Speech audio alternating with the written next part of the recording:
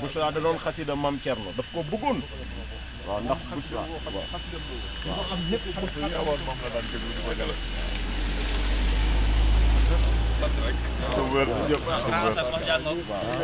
moom mi grand Assane moom mooy mat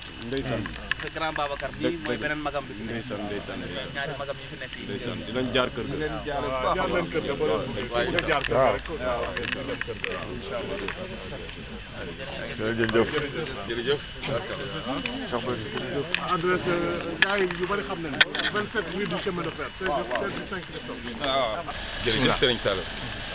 ñu ngi santaat Serigne Sall bu baax a baax ko santale Maam Cerno bii fi jóge ñu ko doon defar léegi ndax wóor nañu ne fi ñu toll ci cant la ne mi ngi sant Serigne waaw liy wane nag lépp ak cant la mooy dañ fa fekk ay naar ay imam borom xam-xam ñu àndoon ci defar gi waaye ñoom gis nañ ci mandarga wu yone ni kii de texe na te borom cëru yàlla la daan nañu indil histoire ci ay yonent ay mandarga yu ñu daan gis ci fi nit jógee te doon borom cëru yàlla yu ñu gis ci ay cëram te loola daal ñu koy wan leeral ñu ko mu doon loo xam ni mbég lañ ci am akuk cant salaaw bettuñu sax nag ñun xam nañ am na luñ ci xam ndax ngërëmul yàlla doy na sëkk rawatina ki saxoon ci liggéeyal sëriñ bi waaye ñeneen dem ba seetlu ko xam ko doy nag seere moo tax sant nañ ci bu baax si ñaan Serigne Saliou Cheikh Béthio jàmm Serigne Saliou yàgg jërëjëf jërëjëf jërëjëf loolu mu wax rek loolu noonu la demee xarkanam bi ku jàkkaloo xarkanam bi ak leer gi ciy génne jëmm ji mu mel ni ku ma xam Maam Cerno boo ko fekkee ci mbégte xarkanam ba mu yoroon moom la yor bi fii mu nekk te loolu néew na ci doomu aadama waaye santaan nañu baax a baax a baax bi nga xam ne sëriñ dimbali ñu ba ñu teewee ko ñun de wóor nañu Maam Cerno lii mu am yombul ci dëkk bii nit am ko fi mu amee ko nii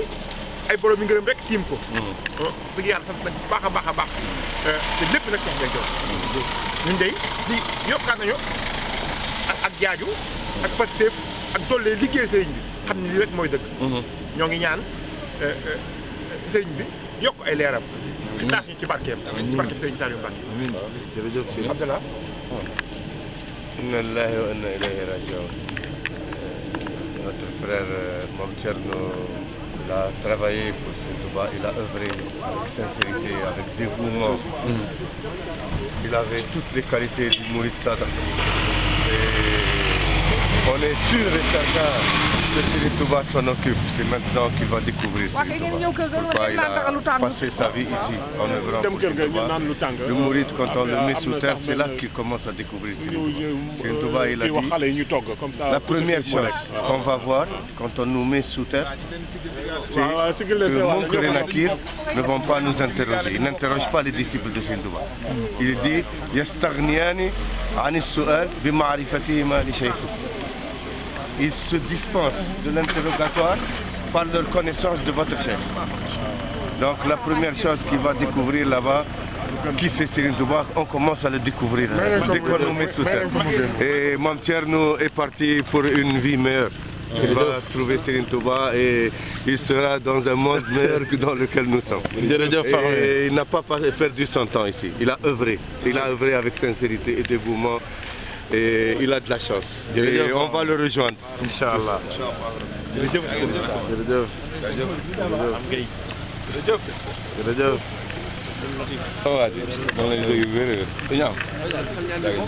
Serigne Saliou Cheikh Béthio bu baax a baax mais kéemaan la waaw ci lu yéeme la suñu cant gi ndeysaan suñu mbokk Maam Cerno waaw dañuy wéetal waaye xam nañ ne ma nga ca ma ngay sant bu baax Serigne jërëjëf ci Serigne Saliou jërëjëf Cheikh Béthio waaw sant rek ñu siyaare bu baax sa ñëpp waaw man daal lu may rafetlu mooy taxawaayu bu ngeen taxaw Maam Cerno ba gunge ko jusqu'au dernier moment donc maa ngi remercier waa kër Serigne Touba waa kër Cheikh Béthio jawriñ yu fi nekk ñëpp ak talibé yëpp yu fi nekk donc yàlla leen yàlla moo am fay yàlla na leen fay donc yàlla yéen ñëpp yàlla bàyyi leen lu yàgg seen kalamu njaboot ah yàlla fay leen fay leen teranga bu ngeen defal maam Thierno depuis ba ngeen yégee ne dafa génn àdduna donc maa ngi leen di gërëm si loolu ah seen taxawaay donc rafet na ah donc maa ngi rafetlu loolu bu baax a baax. waaw boo ñu fàttalee sa tur ak. waaw Babacar Ndiaye man maay grand frère Thierno maam Thierno Ndiaye ah. donc yàlla leen yàlla fay yàlla bàyyi leen lu yàgg seen kalamu njaboot ah yàlla bàyyi Cheikh Béthio bàyyi ko lu yàgg si àdduna ah. puis ñu ngi gërëm bu baax a baax Serigne Saliou Mbacké ak Serigne Cheikh Ahmadou Bamba bu baax. Mbacké ah. yasuru xayral mursalin xatti yamain kassalin bisirrihi muassali mubashiran lam yaklami daami daadi wal xilam hawin jaamihal kalam lima yusaasiu salam المؤمن والمسلمين حاسبت خاتلني سوى ربي لم ينقص سواه وإنني عوري سواء سبيل رب العالمين توفيق ربنا سعى بير الله فانتسعى ولسواي يقصعا كل سخاء سلمين وبسهيم كلنا بلا سخيم لك الختاب يا قريب يا مجيب يا من به لثمني خير العجيب هب لي ولي لسنا تعلق بيا هدى بدين خير نطلق إياك نعبد ونستعين فإنك الوهود والمعين دللتنا بك عليك يا رخيب يا من به يهون له كل نخيب يا ذا الصراط المستقيم هب لنا هدى به يخبيتنا من هب لنا يا ربنا يا ربنا يا ربنا يا ربنا يا ربنا يا هبنا وجه لنا ثبات دين فائقة ولتكفنا جدا معا والبائقة وبيننا وفيما الأولاد يا مالك العباد والبلاد وباركا فينا وأصلح أمرنا يا مصيبا بخير رد درنا لنا سجيب يا خالق الكبار والجملة سهار عنك الباري وهب لنا ذرية تديم على ملا سالها يا خديم نجيتني من مكر أهل المكر فلك مني الدوام سكري هب لي يا واب في السهر في سر فوق ملب والجهر من علي بارتفاع القدر وكون عمرك الليالي القدر اجعل حسابي برجال البدر ما قد مدى من در اهل القدر لأن الشيخ بيتو دفلت مينو نصح جمام تنن عم سمسلكم آمين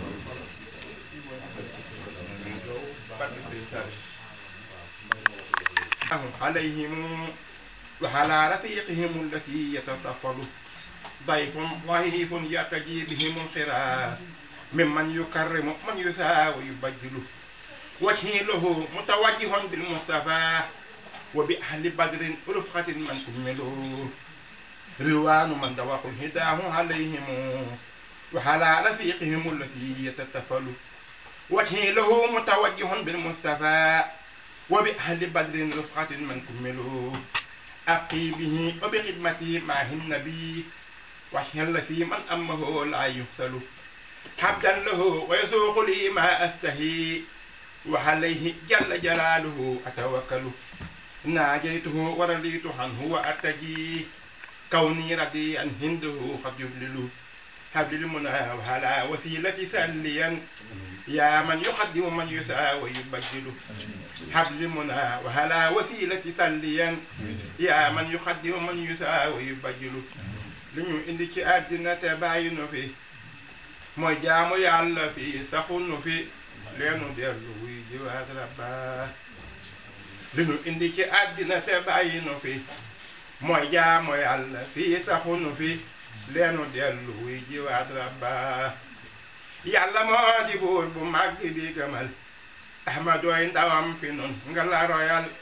jëfe du nu wax ca téeréem baay lii di fonki diine lépp di jëlal li sariha aaye bul laal dawal mooy li lay musal ku bis booba bul di topp àdduna dafay wore bul di topp àdduna dafay wore nan ko war ca teele nde danuy wori waaji teenu jublu Sëriñ Tuuba yaa ngi dox te dee ngi daw jëm fi yow daw lu tax nga raw ko nga la waaji yow te nga daw nu dem fa Sëriñ Tuuba yàlla li mu nu wax billaahi dana ko def yow ma joogis bis balay baamu faf te nu jëf lu jëm fa bis booba yàlla li mu nu wax billaahi dana ko def yow ma joogis bis balay baamu faf te nu jëf lu jëm fa bis booba yow ma yépp dinu fàttali bis bu rëy bu tiis balay fàttali nanu jëf lu jëm fa bis booba yow ma laatam li ku nafsum la wax li nafsin say am kilee mag gi wax yow ma isin lillahi cey bis baay bis ba day lem suuf si sëpp nekk basang jaam ñi kenn du wuute kelo ñepp rang yuxu ya seet di yenn bis booba jël siraat gàcc ci kaw jaanama yoon wu sew waru te tiim jaanama te ku ca daanu muy sa kër boobaay sa war a buur yàkkam ci lool ku mu alak xam ni faw tey mu am ñu mu alak aljana ngay teeru waa Tuuba booba bis jant bi dina rës la wax tiim ñu kem xasab ba yuur yépp bax attekat ya door a ñëw booba ku ñu woo tudd sa yaay ak fa mu dëkkoon ku ñu woo tudd sa baay ak fa mu dëkkoon lépp day leer nañ ñi bis booba ñu ne diw doomi diw ak diw ñëwal génne téere jëf ya tiim naan waxal xawma looy day tey ba dem Tuuba tànk lum doxoon taxaw wax ko fa loxo lum laaloon taxaw wax ko fa lépp day leer nañ ñi bis booba bët bi lum xooloon taxaw nettali ko booba bis fooy jaar baraw xawma ko ndéem ñëwoonu dem fa Sëriñ Tuuba bët bi lum xooloon taxaw nettali ko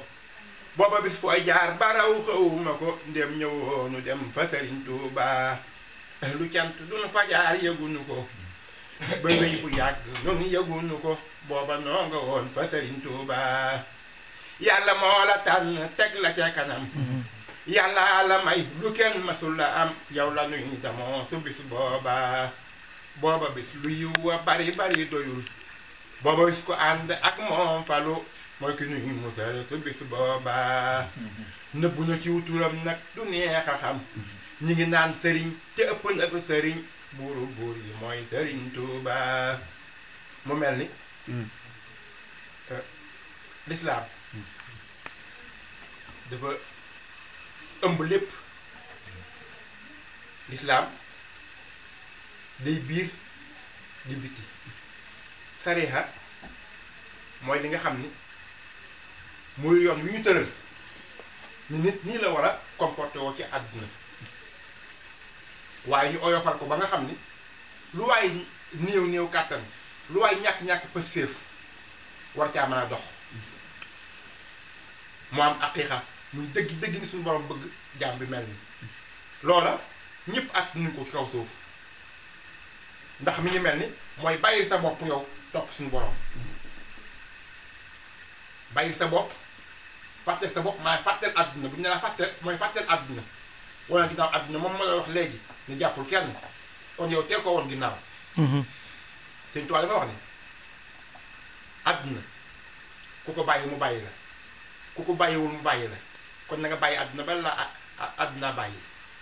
ne yàlla ku ko jàpp mu jàpp la ku ko jàpp mu jàpp la kon jàppal yàlla bala laa yàlla jàpp ñun ne dañoo baaxoo ni def nit bu demee ba def loolu ñuy wax faatu mënatul boppam dara ay ciram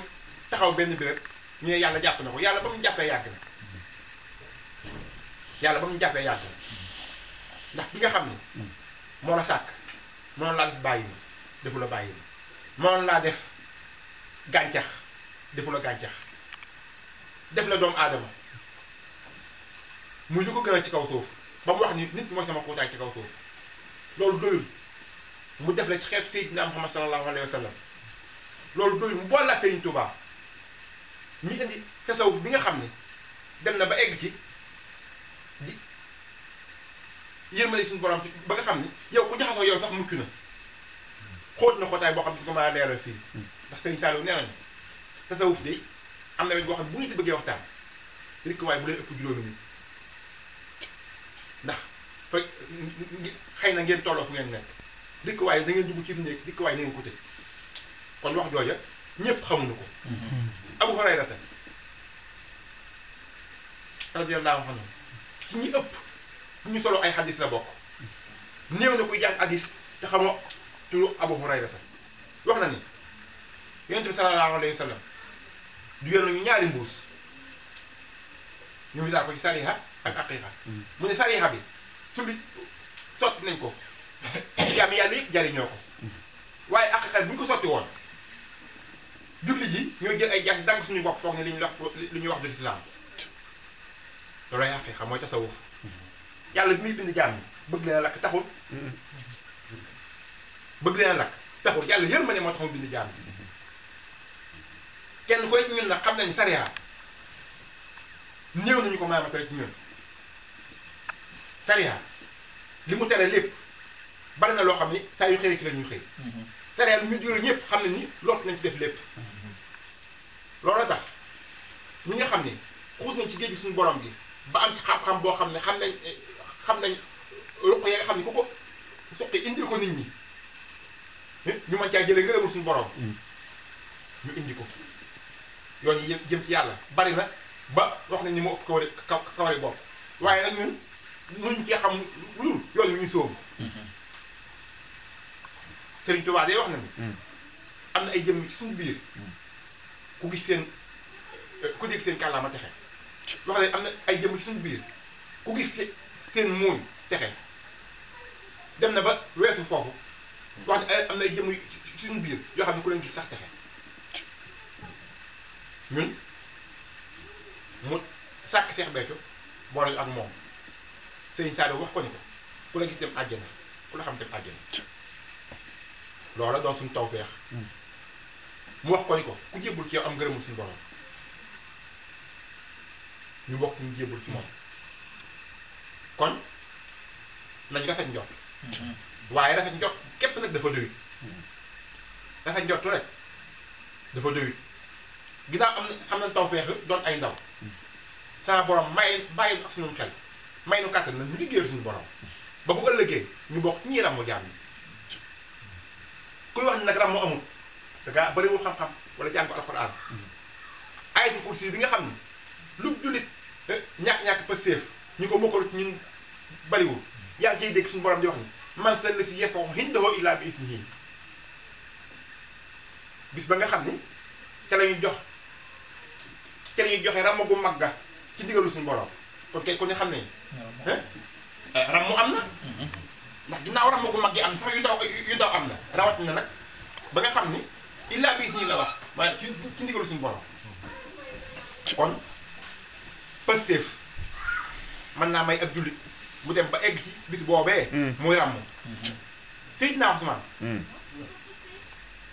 mooy ñetteelu xalifa ñaareelu xalifa ginnaaw bu fi yonent bi jógee sallallahu alayhi wa sallam Seydina Usmaan alxuraan moo wax ni am na ngërëmu suñu borom yonent bi wax na ko Sëñ Tuubaa nee na Seydina Usmaan ngërëmam la moo ñu leeral toj ngërëm la leeral na ko may na ko bu ëllëgee ba yàlla àtte jaam ñi ba ñuy war a jëm àjjana ba ñu war a jëm sawara ñu gurgur la ñu jëm sawara am na doole taxaw woote juróom-ñaar fukki junni yóbbu leen àjjana ci doole yi ngërëmam la kon moom jëm moom ji taxul muy wax te liggéey yàlla moo ko mayoon te yàlla du fi jóg ndaw suñu borom du fi jóg kuy liggéey yàlla du fi jóg kon ñun de wóor nañu ne teg nañ ci yoon bi kon def nañ ci suñu pastéef ñu gën a góorgóorlu maam Thierno yi bisam bii war naa soññu kenn ku nekk ñun ndax fii de man teewee naa fi surtout Sëriñ Touba boo xam Sëriñ Touba moo jur way juróom mu jigéen xàqal génn àdduna waaye taxul mu am mbooloo mii nga xam ni maam Thierno am na ko keroog ëpp ñu fukki nit kon dëkk bi am na aw melo yéen a ma fi gën a yàgg xam ngeen ni may wax kon ku ñu mën a dajale nit ñu mën a bàyyi seen yitte dajaloo ngir dina ñaanal yërmande suñu borom te fekk muy loolu làq ba noppi ndax waaye loolu doy ndax foofa yërmande rek ñu fay tàmm wax naa ko léegi ne lu ñu woo bari doy muy jëm yu sell nii jëm yoo xam ne kenn du ci caaxaan ñii ay ndaw lañ ñoo xam ni cigarette bu gën a néew duñ ko tux ay ndaw lañ ñoo xam ni kàllaama ak suñu borom rek mooy génn ci seen làmb fu ñu noppee wax lu baax noppi noonu daje di ko ñaanal suñu borom nii yàlla na am lu mel noonu. man de fan yii yëpp loolu laay ñeewante sama bakkan ndax Sëriñ Tuubaa nee na woy sama dee nee na ay caaxaan la woy sama baay moom nee na déggu ko fenn nee na woy dëgg bu jotee woy man rek ngay dégg woy dëgg bu jotee woy man rek ngay dégg kon kenn ku nekk ñun na xalaat boppam xalaat ba xam ndax wóor na ko ba xam lu mel ni moom dana ko amam déet te liy liggéeyal yàlla rek koy maye yàlla na ko Sëriñ Tuubaa defal yàlla na ko Sëriñ Tuubaa defal yàlla na ko Sëriñ Tuubaa defal allahumma salli ala sayyidina Abdallah, on a parlé en wolof, mais si vous aviez quand même quelques témoignages, vous connaissez bien Mame Thierno. Oui,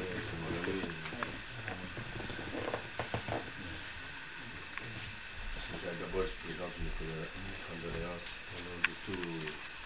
les mbokki talibé, ma famille.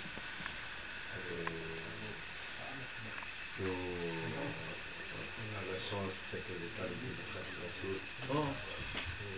La mort ne nous désolait pas. On sait que c'est un passage dans l'humanité. La vie continue, la vie ne s'arrête pas. Elle a quitté le corps, mais elle continue dans d'autres dimensions. Ça, c'est le destin de tout l'être humain. Tous, on va passer par là-bas. Mame Thierno a œuvré avec sincérité, avec dévouement, avec cœur, avec courage, avec foi, avec conviction. Il avait toutes les qualités de musulman. Et pour cela, on est certain, absolument certain, qu'il va être accueilli par Khadim Rassoul. Et Khadim Rassoul nous a dit que la première chose par laquelle on va commencer à connaître qui c'est Khadim Rassoul, c'est le jour où on nous enterre, où on nous met sur terre. Parce que quand on est sur terre, il n'est pas possible de connaître. Il est impossible humainement de connaître ce que c'est Khadim Rassoul. Les plus grands savants du monde musulman, les Mauritaniens. Les Mauritaniens, ils sont l'élite du monde musulman. Ça, c'est connu dans toutes les universités du monde musulman. Ils ont dit أعيا الورى فهم ما للشيخ من مدد لو كان يفهم معناه لفهمناه.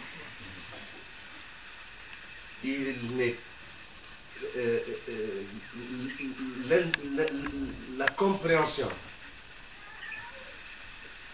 de ce que Khadim Rassoul a été gratifié par Allah a épuisé notre intelligence. Il n'est pas humainement possible de la connaître. Si c'était humainement possible de la connaître, nous, on serait les premiers à la connaître. Ils sont plus qualifiés que n'importe qui, dans le domaine exotérique et ésotérique, dans la charia et dans la hadith. Donc, ils ont avoué, ça, les plus grands savants du monde, ils ont avoué leur incompétence devant le cas de Khadim Rassoul. Alors que disons-nous, nous, comment on ne peut pas connaître. Ça, c'est Serigne Saliou lui-même, il m'a dit, il n'y a pas quelqu'un sur terre qui connaît Khadim. Je connais ce que c'est là. Cheikh Saadabi, quand on lui a demandé sur Khadim Rassoul, il a dit, comme Khadim Rassoul, il n'a dans son cœur jamais associé quoi que ce soit à Allah. Allah n'a jamais associé qui que ce soit à sa connaissance de Khadim Rassoul. Il n'y a qu'Allah qui connaît ça. C'est Khadim Rassoul, il dit, غاب مقامي عن سوى الباقي القديم وإنني عبد خديم لا يلي. Ma station est occultée à un autre que mon Seigneur l'Éternel et je suis un serviteur qui ne faillit jamais dans sa vie. Pour avoir une idée seulement de ce que c'est Khadim Rassoul, il faut comprendre ce que c'est Mohammed sallallahu alayhi wa sallam. On ne peut pas dissocier Khadim Rassoul du Rassoul, du prophète Mohammed. Il n'y a qu'Allah et son prophète. Donc, la première chose, Khadim Rassoul a dit qu'on commence à le connaître, c'est quand on nous met sous terre. Comment on va commencer à le connaître? Il a dit, Munkar et Nakir n'ont pas à vous interroger, parce qu'ils se dispensent de l'interrogatoire par leur connaissance de votre ciel. Munkar et Nakir,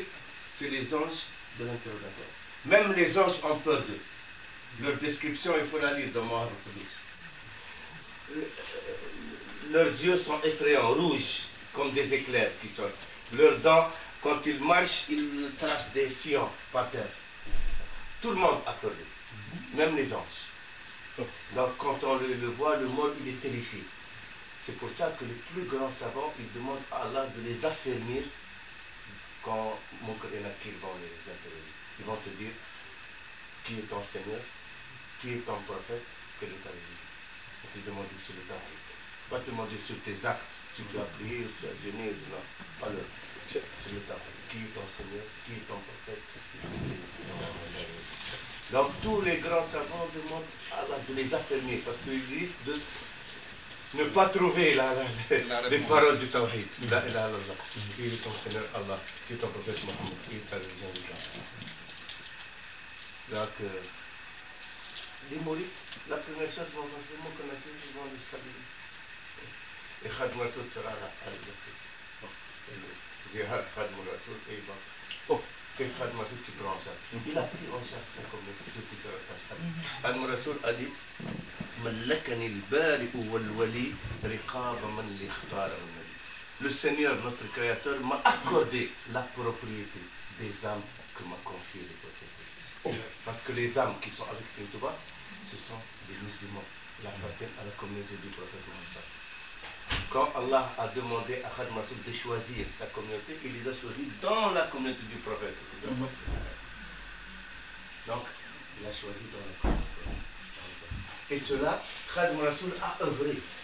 Pourquoi il est parti en exil? Il dit سبب غربتي أن الله أراد أن أنال منه جاها وأن أكون شافعا لقومي وخادما لرسول الله. La cause de mon exil est qu'Allah a voulu que j'ai des pouvoirs auprès de lui et que je sois éternellement intercesseur pour ma communauté et serviteur du prophète. Et quand Sidi Salou m'a expliqué ça, il m'a dit quand Allah il envoie un prophète, il lui demande de choisir. C'est comme si, parce que c'est des paraboles, c'est comme si Allah a un magasin. Allah a tout. Rien n'est impossible à Allah. Quand il lui envoie un prophète, il lui demande de choisir ce qu'il veut comme privilège, comme miracle, comme pour convaincre, pour distribuer, pour récompenser, pour ici, dans l'au-delà. Il prend son lot. C'est pour ça que chaque prophète a son karama, ses mu'jizat, ses dons. Il dit à son peuple, si je vous promets ceci, je vous promets parce qu'il les a obtenus. Mais, chaque chose a son prix auprès d'Allah. Quand tu demandes à Allah quelque chose, il faut payer le prix. Le prix, les épreuves. C'est pour ça que chaque prophète, il a des épreuves, il l'exile, tentative d'assassinat et tout. Quand ce n'est pas un cycle de prophétie, des fois l'humanité reste son prophète. Entre Sayyidina Isa et Sayyidina Muhammad, il y a 6 siècles, il n'y a pas eu de prophète. C'est la wilaya, c'est le cycle de la wilaya. Entre le cycle de la prophétie et un cycle de prophétie, il y a le cycle de la wilaya. Et chaque communauté ou chaque... il y a un prophète. Le prophète, c'est l'imam de la haqiqa. Comme dans le fiqh l'imam de la rue comme Imam Malik, comme dans la charia, mais dans le comme Abraham. Khadim al-Rasoul, quand il allait être envoyé, c'était son cycle, Allah lui a demandé de choisir. Mais Khadim al-Rasoul n'a pas choisi ce qu'il y a dans le magasin. Il a demandé à Allah le magasin. Et il paye le prix. C'est quoi le magasin? C'est le coût. Allah, quand il veut quelque chose, je lui dis soit elle, c'est le coût. Et ça, c'est un m'a expliqué en me commentant un vers. C'est un vers de Sëriñ Tuubaa où il dit كون لي اليوم كن واكتب به ثمني ورد لي خير ما يأتي بأشكال. Accorde-moi aujourd'hui kun et fixe-moi le prix. Et tout ce que je te dédie après cela, rends-le-moi par meilleur ou par inférieur. Parce que Sëriñ Tuubaa ne s'est pas contenté de payer. C'est pour ça que Sëriñ Tuubaa a vécu toutes les épreuves du prophète. Tentative d'assassinat par le poisson, par le feu, par on l'a enterré vivant, dans une île déserte, dans l'océan, empoisonnement, peu de temps d'exécution, chez les pauvres, partout. On a essayé. Et c'est pour ça, c'est pas assez clair son cas. Pour celui qui a un peu d'intelligence et qui veut comprendre et qui connaît l'islam. Il dit قدمني الله على الخدام بالمصطفى المثبت الأقدام من شك في ذلك فليجرب ومن يجرب فليبؤ بالتعب. Allah m'a mis devant tous les serviteurs par la grâce du prophète Élie. Celui qui doute de ce que je dis n'a qu'à rivaliser avec moi. Et pour cela, il faut qu'il parte pour l'exil comme je l'ai fait. Qui se présente candidat pour l'exil? Khadim al-Rasoul, il pouvait ne pas partir pour l'exil. On a réuni tous les marabouts, les grands marabouts dignes de l'AOR, 84 marabouts de tous les pays, du Mali, du Sénégal, de Mauritanie. On leur a demandé de signer. Comme quoi, quand les lois les républicains sont en vigueur, même s'ils sont en contradiction avec les lois islamiques, c'est la République. Khadim al-Rasoul n'a pas signé. Il a demandé une plume qui n'a jamais écrit, donc qui n'a jamais proféré de mensonges. Et il a dit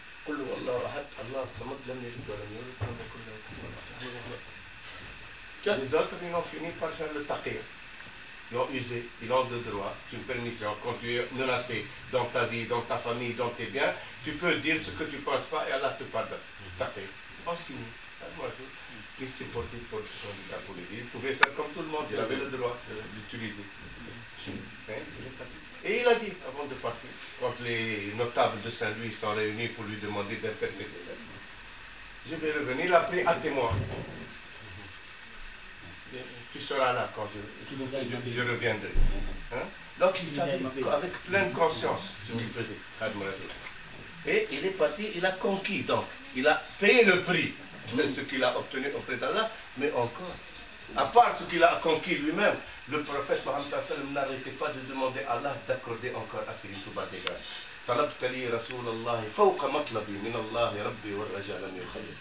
Tu m'as demandé auprès d'Allah plus que je n'ai jamais osé demander au prophète, et tes vœux ne seront jamais rejetés. Donc, ce qu'il a obtenu et ce que le prophète Mohammed lui a... Parce que c'est Khadim al-Rasoul, tout ce qu'il obtenait de conquête, il le donnait hadiya au prophète Mohammed. Tout ce qu'il donnait, il le donnait hadiya à Ahl-Bayt. Il le donnait à Ahl-Bayt. Donc, le prophète Mohammed dit Allah, seul toi tu peux le récompenser. Augmente. Jusqu'à Khadim al-Rasoul a disparu du champ de la combat. On ne peut pas le savoir. Ce qu'il a obtenu, parmi ce qu'il a obtenu, il a sauvé tous ceux qui sont rattachés à lui. Ils ne connaîtront pas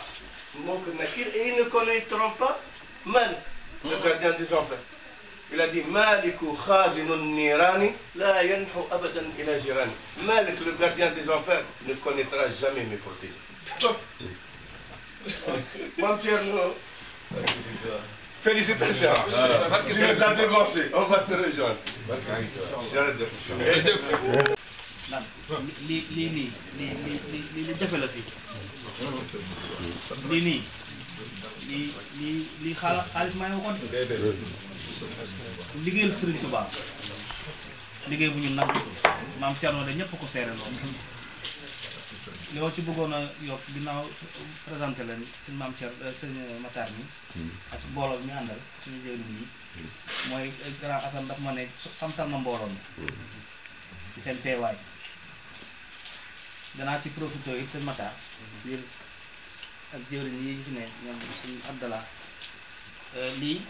enveloppe la boo xam ne mbokki taalibe yi mbooloo seen ñoo ko jëf ngir frais de rapatriement yi te xeeb nañ ko mëtal nañ ko nag ndax joxewoon nañu keroog benn acompte maa ko teg ci loxo Grand Assane ñu ànd moom Sénégal mu acompte mu def fa ñaari chèque li koy mottali nag xaw na ko ëpp tuuti sax yaa 2320 euros Abdallah Faye moo ko dolli 20 euros maa ngi koy yëpp am na jëriñ du ci dolli léegi 30 euros waaw motul sa limati sax waaye daal lii moom mottali na frais yi waaw ma teg ko ci loxo Grand Assane ci turu mbooloo mi yëpp ginnaaw maa ko gën a jege yow sama jëriñ mënoon naa la ko jox nga teg ko ci loxoom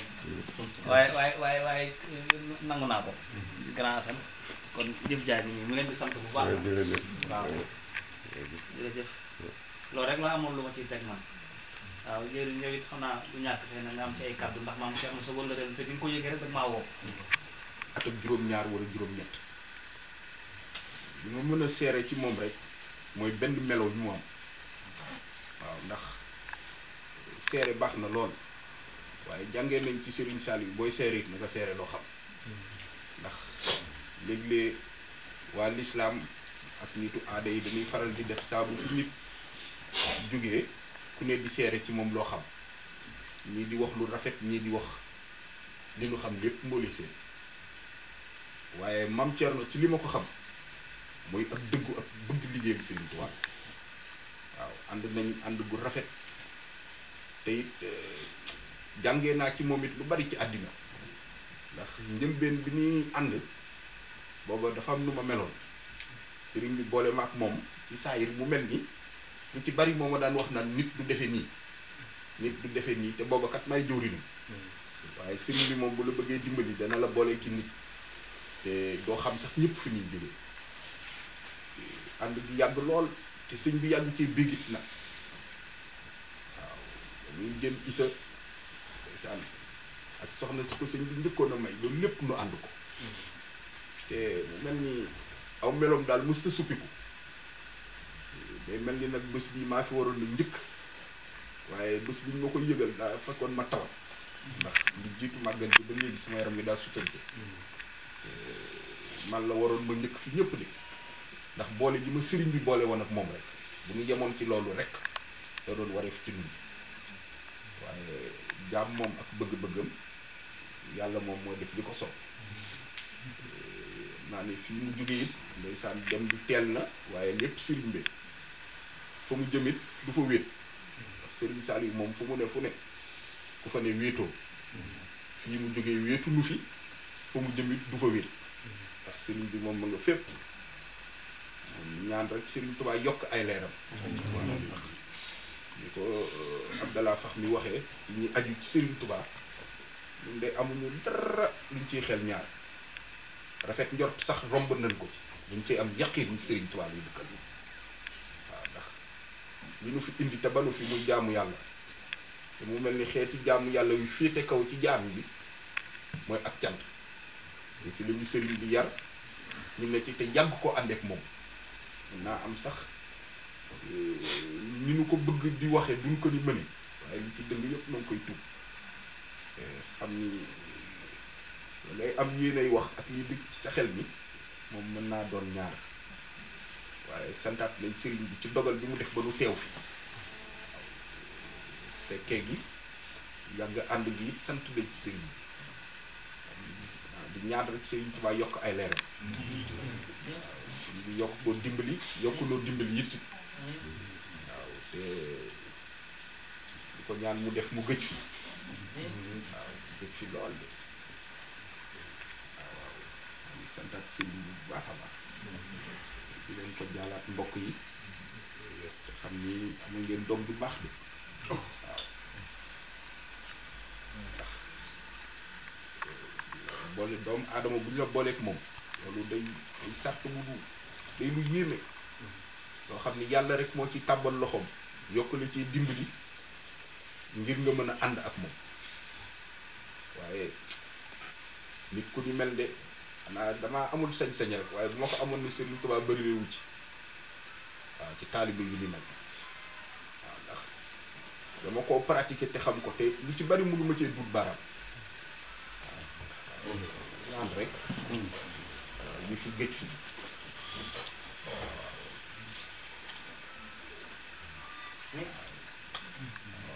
ñaan rek mu gëj fi ku nekk yaa ngi liggéey wala yaa ngi leneen sa problème mu bopp daal wax dëgg yàlla sëriñ bi def naa la faral loo mën ci lu baax rek nga waxal ma leen ma leen pour moom de la famille mooy suñu mag sa borom aussi sama rakk ñu ne sama ay doom la maa ngi leen sama doom la ak sama ay doom la lii mooy jabar jërëjëf waay ñu leen di nuyu bu baax di leen sant di leen gërëm tey itam di leen yaakaar bu baax ak rafet njort ndax lii taalibe moom bu amee ay mbokk taalibe yoo xam ne ñu ngi ko taxaw bii ngeen ko taxaw suñu xel dafa dal ndax li soxna si wax sax moom vraiment man am naa ci mbégte lool ndax dama di xaritu borom këram lool te moom borom këram bi moo tax ma xam kii ndax maam Thierno man xaw ma ko mosuma ko gis waaye wóor na mu wóor na ne fa mu nekk moo ko gënal kii loolu moom leer na ndax xalaat yi ci génn ak wax yi di jib moom fi ne daf ñu conforté ci suñu jaam yàlla ak suñu ngëm yàlla xam ne sëñ Tuubaa amul morom sëñ Tuubaa amul morom te wax dëgg yàlla témoignage yi ngeen def nii ak ni ngeen taxawee ni ma gisee seen njëngatu ak seen jëfin vraiment dafa sedd xol quoi soxna si li mu wax lu am solo la quoi parce que comme moom moo fi mag moom mooy yaayu xale yi te ñëwum fii dafa war donc lépp lu mu fi def lépp lu mu fi taxaw lépp lu mu fi jëf lépp lu mu fi wax lu rafet rek la mën a doon parce que mbokk moom mbokk la te boo gisee ay doomu aadama yoo xam ne mosuloo leen gis ñëw teewal sa bés bi mun loolu lu leen gërëm ak boole leen yàlla moo yore seen tey kon boog ci biir loolu à travers elle à travers sa famille maa ngi leen di ñaan kii fi jóge ñu dolli di ko ñaanal fu ñu toll ñu boole ko ci ñuy ñaanal ñaanal bi moom dafa war rek mais Sëñ Tuubaa defar moom yëpp ñun defar nañ suñu àdduna defar nañ suñu àllaaxira xam nga ñun fu ne dañoo rafet njort dañoo toog li sëñ Abdoulaye loo xam ne dañoo toog ñaan gu nangu loolu moo fi nekk ba léegi jóge fi donc dañuy gën a conforté suñu jaamu yàlla gën a conforté suñu ngëm yàlla gën a conforté ci yoon ñi nga xam ne moom lañ Sëriñ Tuubaa wax ne nañ ci jaar ci yoon yi waaw kon boog alhamdulilah ñu ngi leen di jaare di leen gërëm di leen sant te di leen xamal ni wax dëgg yàlla suñu xol sedd na ko waaw di sàkk mu laa woon na xel di sant wax bi li ci njuug rek xam ne sama mëta bi la ñu ngi leen di gërëm di leen sant bu baax di gërëm itam suñu mbokk mi di Assane Ndiaye bu baax ak soxnaam di leen ñaanal yàlla rek yàlla may leen ñuy mën di ñaanal seen rakk ji di bëri incha allah yàlla dina ko defal taw fee foofu mu nekk ñu ngi sant mi laa wax na maa ngi nuyu sëñ Modou Bara mi maa ngi tudd sëñ ñi waaye moom ngërëm gi ñun moomuñu ko duñ ko nangu sax akimo ngërëm gi maam Thierno sëriñam moo ko moom ndax dañoo ànd ak te taalibe bi ñu boole di Cheikh Béthio ndax ñëpp ay taalibeem lañu loolu moo tax loolu moo ñu may xel ak xolu su nekkee am na lu ñu siy gërëm ba ñu mën a teew wala ñu mën koo dox wala ñu mën a ñëw wala ñu mën a joxe Cheikh Béthio moo tax loolu moo tax ngërëm gi ñun kenn si ñun du ko ñeme jël ndax xam nga ni li tax ñu ànd li tax ñu toog fii lépp Cheikh Béthio la moom rek moo waral loolu moom la ñu àndee te cheikh bi yàgg na lijjante affaire maam Thierno ndax xam nañu xew-xew yi am Thiès yi am Sénégal boobu cheikh baa ngi Thiès moo ngi mag de Thiès mu jékki-jékki xelam nekk ci maam Thierno mu koy lijjante ba jël téléphone am woo son médecin personnel à Bordeaux woo ko ne ko dama bëggoon nga lijjantel ma maam Thierno ci du mu nekk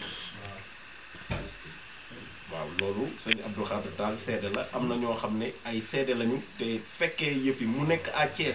ci mag ba mu lijjante téléphone am xelam nekk si Mame Thierno mu jël téléphone am woo son médecin personnel ne ko sama taalibe bi nekk kii dama dégg ni dafa feebar dama bëggoon nga lijjante ko barki démb bi affaire yi amee dimanche lundi matin lañ ko wax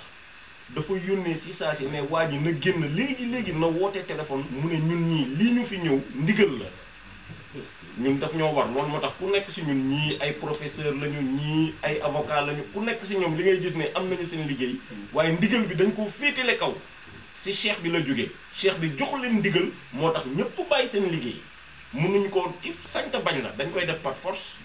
moo ñu jox ndigal ne leen taxawu leen ko te na ànd ak Pastef te na gaaw